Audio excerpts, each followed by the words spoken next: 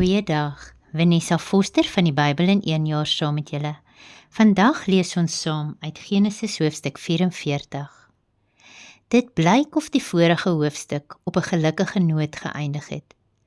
11 van Jakob se seuns is op pad terug na Kanaan met die graan wat hulle benodig het om die hongersnood te oorleef. Simeon is uit die tronk vrygelaat en Jakob se geliefde Benjamin is veilig en gesond. Nou lees ons dat Josef opdrag gee aan die hoof van sy huis om sy broers se sakke propvol te maak en weer elkeen se geld terug te sit in die sakke. Hulle was nie bewus daarvan dat die streng Egiptiese goewerneur eintlik hul vervreemde broer Josef was nie. En sonder dat hulle dit geweet het, was hy besig om hulle te toets. Josef beveel dat sy silwerbeker in Benjamin se sak versteek moet word. Die volgende oggend, toe hy hul reis aanpak terug Kanaan toe, konfronteer Josef se bestuurder die broers. Nou moontlik kan ons dink dat Josef sy magsposisie gebruik het om sy broers terug te kry, maar dit was tog nie in Josef se karakter om wraak te neem nie. Sien, hy is gelei deur die hand van God en hy wou die harte van sy broers toets. In verse 11 tot 13 word die sakke ondersoek, van die oudste tot die jongste. En toe die beker uiteindelik in Benjamin se sak gevind word, skeur die broers hul klere van skok en hartseer. Maar tog kies hulle om nie vir Benjamin agter te laat en hulself te red nie. In plaas daarvan keer hulle almal saam terug na Josef in Egipte. Ons sien hier dat daar 'n verandering in die broers se harte plaasgevind het. Jare tevore het 10 van hulle Josef as 'n slaaf verkoop. Nou weier hulle om hul jongste broer alleen in die moeilikheid te los. Ons lees in vers 14 dat Josef se drome meer as 20 jaar tevore vervul word, wanneer sy broers voor hom neerbuig. En sonder dat hulle dit besef, staan hulle voor die broer wat hul eens verraai het. Josef hou egter nog sy identiteit geheim. Hy tree streng op en laat dit blyk of hy selfs waarsêry beoefen, iets wat sy rol as Egiptiese amptenaar geloofwaardig sou maak.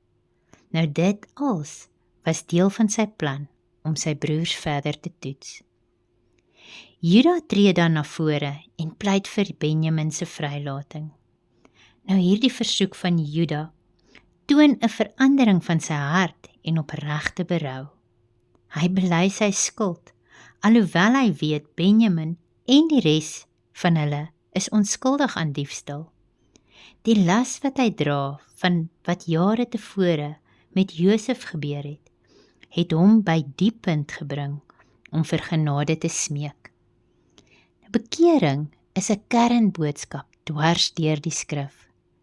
Wanneer 'n mens jou sonde erken en na God draai, bring hy vergifnis en herstel. 1 Johannes 1 vers 9 herinner ons, as ons sonde bely, is God getrou en regverdig om ons te vergewe en ons van alle ongeregtigheid te reinig. In verse 19 tot 32 herinner Juda die Egiptiese amptenaar daaraan dat alles met sy vrae begin het.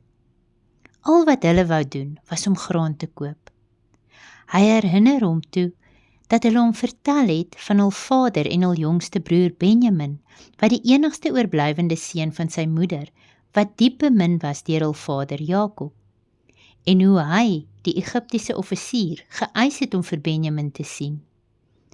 Hy beskryf hoe hul bejaarde vader van hartseer sal sterf, as hy sy geliefde jong seun moet verloor. Juda sou nie sy vader in die oë kon kyk, as hy die nuus moes oordra, dat Benjamin agtergelaat is nie.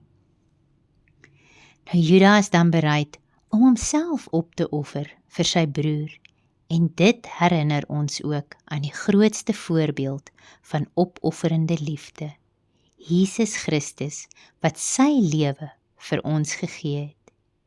Johannes 15 vers 13 herinner ons, dat niemand het groter liefde as dit nie, dat iemand sy lewe vir sy vriende aflê. Nou deur hierdie hele verhaal sien ons duidelik God se hand in die gebeure. Josef se reis, van slawerny tot leierskap in Egipte, wys vir ons hoe God selfs moeilike omstandighede gebruik om sy planne uit te werk. En dit herinner ons aan die belofte in Romeine 8 vers 28, dat God alles ten goeie laat meewerk vir die wat hom liefhet en volgens sy voorneme geroep is. Mag jy 'n geseënde dag verder hê. Tot volgende keer. Totsiens.